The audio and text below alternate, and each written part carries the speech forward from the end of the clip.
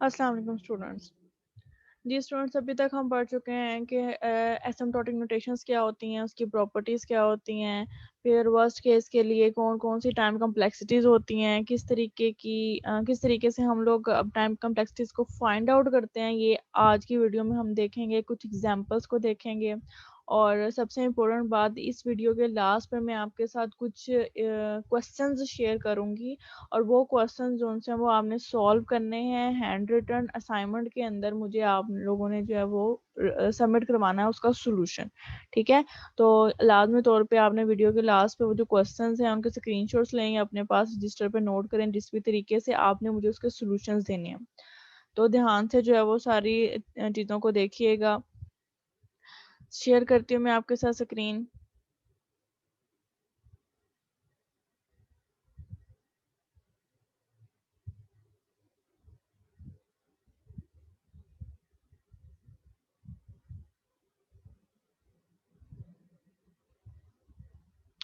हाँ जी, तो time complexity और इसकी कैलकुलेशंस। कॉम्प्लेक्सिटीज़ कौन-सी हैं? अच्छा, लास्ट टाइम जब हमने कॉम्प्लेक्सिटीज़ को डिस्कस किया था तो जो टाइम कॉम्प्लेक्सिटी जो अब इस्तेमाल होती है वो एक फैक्टोरियल बेस्ड भी है। अब जैसे-जैसे आपको पता है रिसर्च होती है, नए-नए एल्गोरिदम बनते रहते हैं, तो उसके हिसाब से एक नई फंक्शनैलिटी भी जो है वो इन्होंने इंट्रोड्यूस करवाई है कि कुछ एल्गोरिदम जो-से हैं उनकी टाइम कॉम्प्लेक्सिटी एक्सपोनेंशियल से भी ज़्यादा हाई रेट के ऊपर हम फाइंड आउट कर सकते हैं। और अब एक्सपोनेंशियल से भी ज़्यादा हाई रेट किसका होगा? फैक्टोरियल का होगा। ठीक है, ये फिबोनाची सीरीज वगैरह में ये चीज़ें आ जाती हैं। बस बताने का मकसद ये है कि अगर फैक्टोरियल के हिसाब से भी कोई इस तरह का क्वेश्चन आता है तो आपको पता होना चाहिए कि हाँ, ये भी एक टाइम कॉम्प्लेक्सिटी होती है। अच्छा जी, अब स्क्रीन मैंने आपके साथ शेयर कर दी है बेटा। इसमें हम देखते हैं ये कुछ इसकी डेफिनेशन लिखी है, इसको भी आप लोग पढ़ लें। वैसे तो आपको पता चल ही गया है कि क्या होती है टाइम कॉम्प्लेक्सिटी। अब जो मेन चीज़ है कि कॉम्प्लेक्सिटी को फाइंड आउट कैसे करना है, तो आपके पास ना इस तरीके का एक कोड लिखा हुआ आ सकता है और आपने ये फाइंड आउट करना है कि इसको रन करने में कितना टाइम लग रहा है। अच्छा जी, अगर हम इस एक एग्जांपल के ऊपर फोकस करें तो हमने जो है ना इसके इस कोड के ऊपर देखना है, इस कोड में कितना टाइम जो है वो लगेगा प्रोग्राम को या एल्गोरिथम को एग्जीक्यूट होने में। देखें यहाँ पे लिखा हुआ है इंट आई और n इज इक्वल टू 5। इसका मतलब ये है कि एक फॉर एग्जांपल एक स्टेटमेंट को चलने में 1 सेकंड लग रहा है। तो एक स्टेटमेंट रन होगी, उसके अंदर आई डिक्लेयर हो जाएगा, एन डिक्लेयर हो जाएगा और एन की वैल्यू जो है वो 5 हो जाएगी। आप चलें, ठीक है, हम इसको मान लेते हैं कि 1 सेकंड आई के लिए लगा और प्लस कर देते हैं 1 सेकंड एन के लिए लगा। ठीक है, उसके बाद फोर लूप चलेगा, i is equal to 1, i less than equal to n और आई प्लस प्लस। ये चीज आप लोगों ने अपने माइंड में बिठा लेनी है कि जब भी फोर लूप आएगा ना तो फोर लूप के अंदर है 3 स्टेटमेंट्स, 1 2। ये ना व्हाइट बोर्ड पे करना बहुत आसान है, यहाँ पे थोड़ा सा कॉम्प्लिकेटेड होगा, आप लोगों ने ध्यान से समझना है। ये अब 3 स्टेटमेंट्स हैं। इस स्टेटमेंट के लिए टाइम कॉम्प्लेक्सिटी है 1 सेकेंड। फिर इस स्टेटमेंट के लिए टाइम कॉम्प्लेक्सिटी देखें कितनी दफा होगी। अगर फॉर एग्जांपल जैसे यहाँ पे लिखा भी हुआ है कि n की वैल्यू क्या है 5, तो ये कंडीशन कितनी दफा चेक होनी है? 1 के लिए, 2 के लिए, 3 के लिए, 4 के लिए, 5 के लिए, 5 तक ये ट्रू होगी, फिर 6 के लिए भी चेक होगी। तो हम कह सकते हैं कि ये जो स्टेटमेंट है, ये वाली स्पेसिफिक स्टेटमेंट, ये कितनी दफा चलेगी? n plus 1। ठीक है, देखो ना, n की वैल्यू 5 थी तो 6 दफा चल रही है, अगर 6 हो तो 7 दफा चलेगी। तो हम कह सकते हैं कि इसकी टाइम कॉम्प्लेक्सिटी है n प्लस 1। फिर इस स्टेटमेंट की कितनी टाइम कॉम्प्लेक्सिटी है, तो आपको पता है कि ये 5 दफा ही इसके अंदर इंक्रीमेंट करेगा। 1 से 2 पे, 2 से 3 पे, 3 से 4 पे, 4 से 5 पे, 5 से 6 पे और 6 पे जाके टर्मिनेट हो जाएगा लूप। इसमें से 5 दफा ये जो सी हमारी स्टेटमेंट रन करेगी। मैं यहाँ पे लिख दूंगी 5 सेकंड लगेंगे इसको। अच्छा, अब इसके अंदर वाली जो स्टेटमेंट है प्रिंट एफ फेस, अब जिसमें आप जो मर्जी लिख लें, ए बी सी लिख लें, जो अपना नाम लिखना है वो लिख लें। तो ये स्टेटमेंट कितनी दफा रन होने वाली है? जितनी दफा लूप चलेगा। तो लूप चल रहा है एन टाइम, तो इस वजह से ये जो हमारा अंदर वाली स्टेटमेंट है वो भी कितनी दफा चलेगी? एन टाइम्स चलेगी। अब ये इस सारी स्टेटमेंट्स की जितनी भी कॉम्प्लेक्सिटीज है ना, हमने इन सब को आपस में क्या कर देना है जी? ऐड कर देना है। ऐड करने के लिए पहले हम देखेंगे कि देखो इसकी टाइम कॉम्प्लेक्सिटी क्या बनी थी, फर्स्ट स्टेटमेंट की टाइम कॉम्प्लेक्सिटी बनी थी 2, थर्ड स्टेटमेंट की टाइम कॉम्प्लेक्सिटी हम ये नहीं करेंगे कि 1 plus n plus 1 plus 5, no, ऐसा कुछ नहीं होने वाला। इस पूरी लाइन की जो टाइम कॉम्प्लेक्सिटी जो कि ये बनती है, इसमें से हम सबसे बड़ी वैल्यू को उठा लेंगे। तो सबसे जो बड़ी वैल्यू अभी हमें नजर आ रही है वो कौन सी है, n प्लस 1। यहाँ पे इसको हम ऐड कर देते हैं। इस वेबसाइट को पीडीएफ में कन्वर्ट करने का मकसद ही ये है कि मैं ना उसके ऊपर एडिटिंग वगैरह कर सकूँ, लिख सकूँ, लाइनें शाइनें बना सकूँ।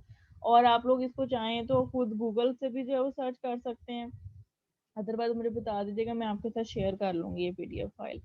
ओके, अब होगा क्या, ये 2 प्लस अगली जो सी हमारी लाइन थी ये फोर लूप वाली, इसमें सबसे बड़ी कौन सी, n प्लस 1, इसको यहाँ पे लिख दो जी, n प्लस 1। उसके बाद लास्ट वाली क्या है, n, तो प्लस n। अब आप इन सबको जो है वो आपस में क्या कर लें, सॉल्व कर लें, तो ये बन जाएगा 2n प्लस 3। ठीक हो गया। अब ये है जी हमारे, ये हमारा फंक्शन है टाइम कॉम्प्लेक्सिटी का। इसको हम एफ ऑफ टी से भी शो कर सकते हैं, इसको नहीं, एफ ऑफ एन से, हाँ जी, एफ ऑफ एन से भी शो कर सकते हैं और टी ऑफ एन से भी शो कर सकते हैं कि ये हमारा टाइम कॉम्प्लेक्सिटी का फंक्शन है। ठीक है, वो डिपेंड करता है, आप जैसे मर्जी इसको लिख लें।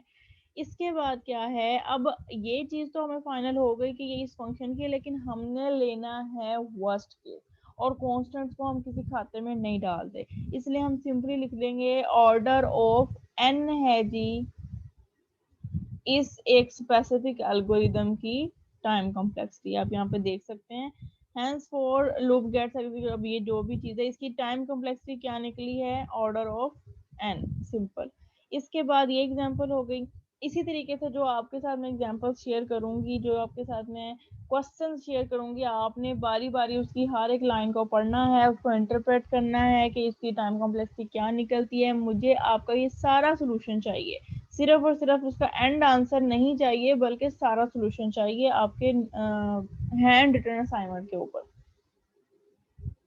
इसके बाद एक और एग्जांपल देख लेते हैं, इसको पढ़ लीजिएगा, आपके लिए फायदेमंद होगा। अदरवाइज मेरा मकसद यहाँ पे सिर्फ और सिर्फ कॉम्प्लेक्सिटी फाइंड आउट करना है। नेक्स्ट एग्जांपल है, इसको थोड़ा सा इंटरप्रेट करते हैं कि यहाँ पे टाइम कॉम्प्लेक्सिटी क्या निकलेगी। यहाँ आपको पता है इस कोड के ऊपर फोकस होता है हमारा, पीछे वाली लाइनों को हमने इग्नोर कर देना होता है।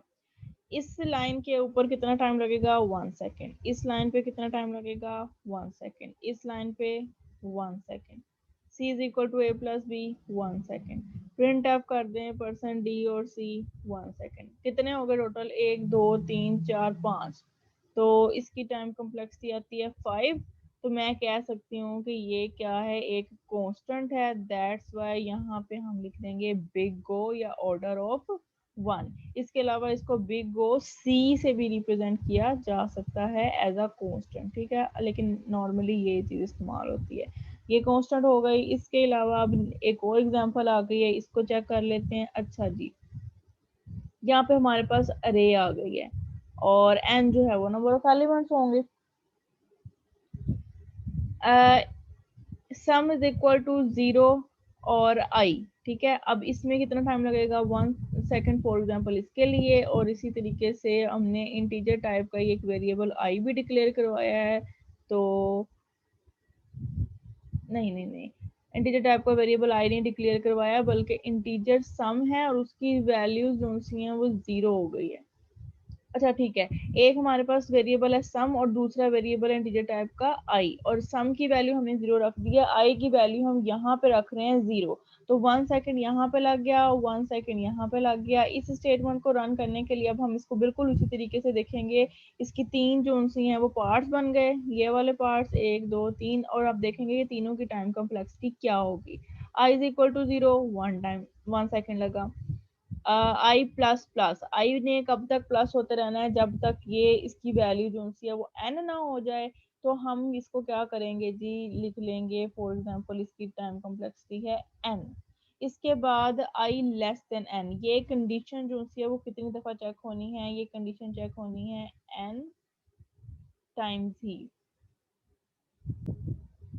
एन टाइम्स इसने जो है वो ट्रू हो जाना है, लेकिन अब आई की वैल्यू 0 से स्टार्ट हो रही है, तो कंडीशन हमारी कितनी दफा चेक होगी, फिर दोबारा से वही चीज एन प्लस 1 टाइम्स चेक होगी, लेकिन अब 0 के लिए चेक होगी। फिर अगर फॉर एग्जांपल मैं कहती हूँ एन की वैल्यू 5 ही है, तो 0 के लिए चेक होगी ट्रू है, 1 के लिए ट्रू है, 2 के लिए ट्रू है, 3 के लिए ट्रू है, 4 के लिए ट्रू है, 5 के लिए भी नहीं, 5 के लिए ये ट्रू नहीं होगी, लेकिन 5 के लिए ये चेक जरूर होगी। तो ये 6 टाइम कंडीशन ने चेक होना है। इस वजह से मैं कह सकती हूँ कि अगर 5 n इज इक्वल टू 5 था, तो कंडीशन कितनी दफा चेक हो रही है, 6 time, n plus 1 time.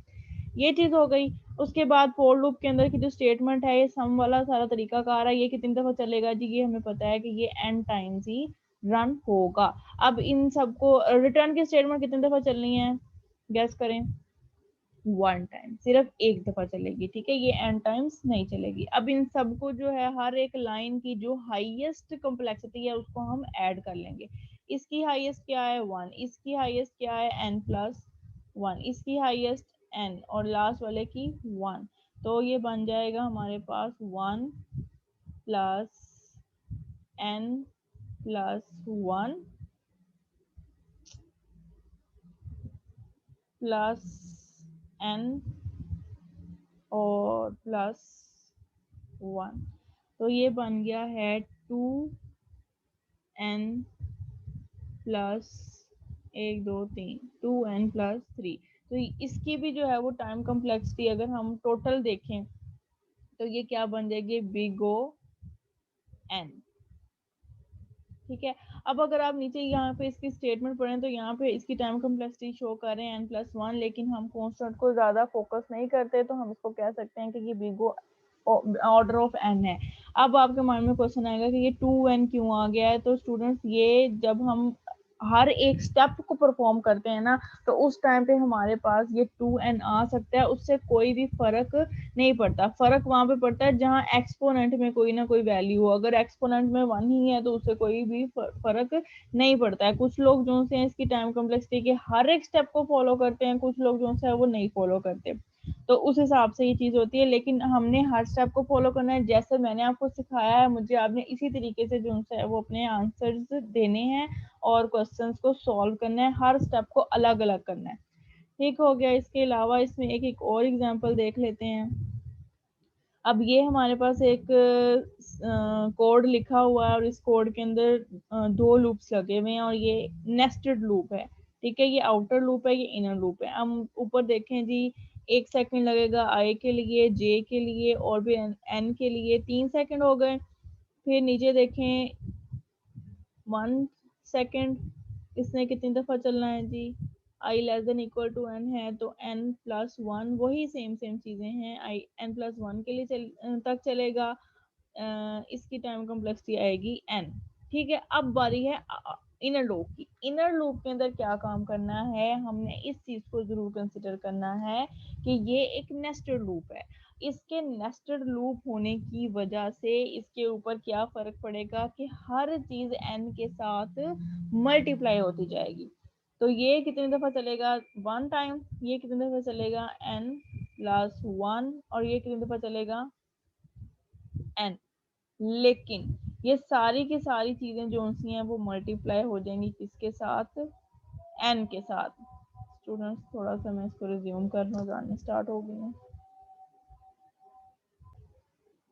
Okay, और इसी तरीके से ये जो वैल्यू है n+1, इसको भी हम मल्टीप्लाई कर देंगे n के साथ, तो ये भी n के साथ मल्टीप्लाई होकर क्या बन जाएगी, 1 × n, तो n।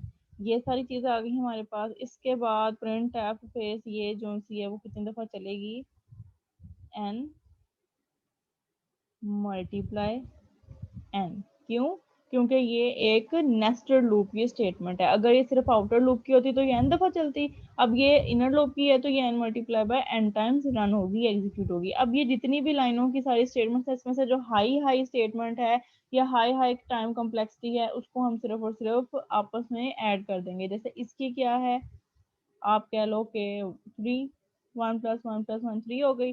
अब इसकी क्या होगी जी, इसकी सबसे बड़ी n+1 है। अच्छा, यहाँ पे आप चाहे 3 लिख लो, चाहे आप इसको सिर्फ और सिर्फ 1 कंसिडर कर लो, कोई फर्क इस चीज से नहीं पड़ता। सिर्फ समझ आ जाती है कि जी ठीक है, 3 लाइनें हैं, इस पर से 3 स्टेटमेंट्स हैं, तो 3 ही हमने यहाँ पे लिख लिया। इसके बाद यहाँ पे सबसे बड़ी कौन सी है, n+1। अब यहाँ पे सबसे बड़ी कौन सी होगी, ये n है, ये n² + n बन जाएगा जब आपस में एक दूसरे के साथ मल्टीप्लाई होंगे। अभी थोड़ा मैथमेटिकल वाला काम है और मेरे पास व्हाइट बोर्ड की फैसिलिटी नहीं है, आपने इसको अंडरस्टैंड करना है कि ये n इसके साथ मल्टीप्लाई होगा n² प्लस ये n 1 से मल्टीप्लाई होगा तो n, तो n² + 1। तो इस टाइम पे यही सबसे बड़ी है क्योंकि ये क्या होगा, n² बनेगा, तो n² + n आ गया हमारे पास, सबसे बड़ी ये आ गई। उसके बाद नीचे वाली में सबसे बड़ी कौन सी है जी, एक ही हमारे पास स्टेटमेंट है और वो कितनी दफा चलनी है, n × n, मतलब कि n²। अब इन सबको ऐड कर लें, n² क्या आएगा, 2n² प्लस ये देखो 1 और ये 2, 2n²। अब 1 और 2, ठीक है जी, 2n प्लस 3 और ये 1 4, ओके हो गया। अब इसकी ये एक हमारे पास इसका फंक्शन बना है जो कि इसकी टाइम कम्प्लेक्सिटी को शो करता है, और इसकी भी अगर हम क्या करेंगे, बिग ओ नोटेशन देखेंगे तो सबसे जो हमारे पास क्वाड्रेटिक नोटेशन है वो यूज हो जाएगी, और वो क्या है, ऑर्डर ऑफ n²। इसी तरीके से आपने क्या करना है, अपनी सारी के सारे क्वेश्चंस को सॉल्व करना है, और उसकी लास्ट पे जो फाइनल टाइम कम्प्लेक्सिटी होगी वो आपने ऑर्डर ऑफ n की शक्ल में बतानी है। ऑर्डर ऑफ एन कह रही हूँ, बिग नोटेशन में या ऑर्डर ऑफ में लिख देनी है। इसके बाद है जी एक और एग्जांपल। अच्छा, ये चीज हमेशा याद रखनी है, जहां पे होगी मल्टीप्लिकेशन या डिवीजन, ठीक है, उसके अंदर कहीं ना किसी तरीके से लॉग की प्रॉपर्टी इस्तेमाल हो रही होगी। सही है, अगर आप इसको भी सोल्व करते हैं तो आपको नजर आएगा कि फर्स्ट ही पॉइंट पे मिड की वैल्यू क्या हो रही है, डिवाइड बाय 2 हो रही है। जहाँ पे डिवाइड बाय 2 है तो log की जो वो कहते हैं ना, बेस 2 के साथ हम टाइम कम्प्लेक्सिटी निकालेंगे। आप इसको भी सारे को सॉल्व करें, इसकी टाइम कम्प्लेक्सिटी होगी log ऑफ n, और यहाँ पे इसी तरीके से इसकी हो जाएगी लो जी 1 हो जाएगी, इसकी भी कोई 1 हो जाएगी, इसकी भी 1 हो जाएगी, बिकॉज इसमें कोई लूप तो लगा नहीं हुआ। तो एट द एंड हमारे पास जो टाइम कम्प्लेक्सिटी बनेगी वो log ऑफ n बनेगी। इस तरीके से सारे इसकी एग्जांपल हैं। यहाँ पे अगर देखेंगे तो हमें नजर आ जाएगा, ये थी वो फैक्टोरियल टाइम कम्प्लेक्सिटी जिसका मैं जिक्र कर रही थी, बाकी सारी हमने पढ़ ली है। इस चीज़ को भी हम नेक्स्ट आने वाली वीडियोस में देखेंगे कि हर एक सर्चिंग सॉर्टिंग एल्गोरिथम्स की टाइम कम्प्लेक्सिटी किस तरीके से फाइंड आउट करते हैं। थोड़ा बहुत हिंट जो सा है वो डाटा स्ट्रक्चर की वीडियोस में भी है, अगर आप लोगों ने वो देखी हो, अदरवाइज अब इसको हम थोड़ा डिटेल से डिस्कस कर लेंगे।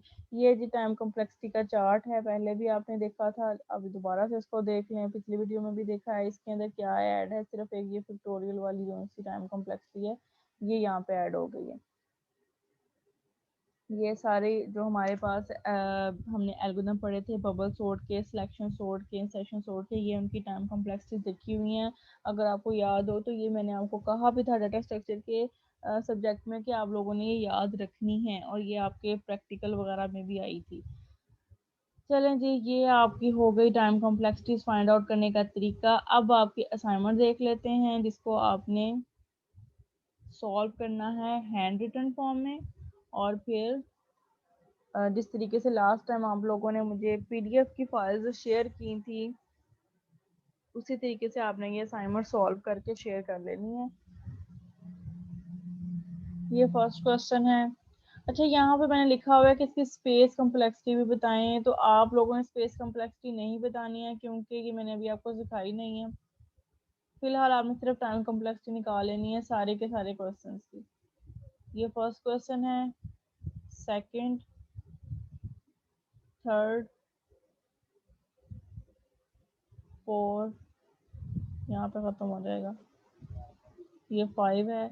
और ये क्या चीज़ होती है, अगर ये किसी स्टूडेंट को नहीं पता तो आप लोग जाके पहले आईसीएस की बुक खोलें सेकंड ईयर की, आपको वहाँ पे मिल जाएगा कि ये कौन सा ऑपरेटर है और ये क्या काम करता है। ठीक है, इस लेवल पे आके अब ये बातें नहीं बताने वाली, मुझे सिर्फ इसकी टाइम कॉम्प्लेक्सिटी आपने हर एक स्टेटमेंट के हवाले से निकाल के देनी है। ये जी 6 क्वेश्चन है, इसके बाद ये सम वाला है 7 क्वेश्चन। यहाँ पे ये जो ए यूज किया गया है ये क्या है, ये एक अरे है और अरे के अंदर जो नंबर ऑफ एलिमेंट्स हैं उसको एन से शो किया गया है। इसके बाद 8 क्वेश्चन है, इसकी मैंने यहाँ पे मेंशन भी कर दिया है कि ए बी और यहाँ पे जो सी अरे हैं ये सिंपल अरे नहीं है बल्कि ये 2 डायमेंशनल अरे हैं। तो ये हिंट के तौर पे है कि जो 2 डायमेंशनल अरे होगी उसके अंदर n मल्टीप्लाई बाय n वाला काम होगा। ठीक है, क्योंकि 2 डायमेंशनल है ना, ये आपने देख लेना है। इसके बाद 9th है, 10 है। 10 के अंदर भी ए बी और सी जो है वो 2 डायमेंशनल एरेज हैं।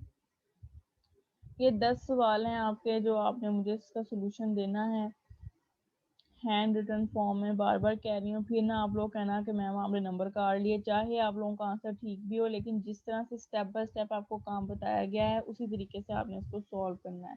हर एक, जिस तरह ये एक लाइन लिखी है, हर एक लाइन के आगे आपने इस तरीके से एक लाइन लगानी है और उसकी जो भी कम्प्लेक्सिटी है वो यहाँ पे लिखनी है। नीट एंड क्लीन तरीके से करना है ताकि आपको भी बाद में समझ आए जब आप अपने नोट्स निकाल के देखें और मुझे भी आपकी लिखी हुई असाइनमेंट की समझ आ जाए। ओके स्टूडेंट्स, अपनी अटेंडेंस मार्क करें। कोई क्वेश्चन हो तो लाजमी तौर पे कमेंट कर दिया करें। अल्लाह हाफिज़।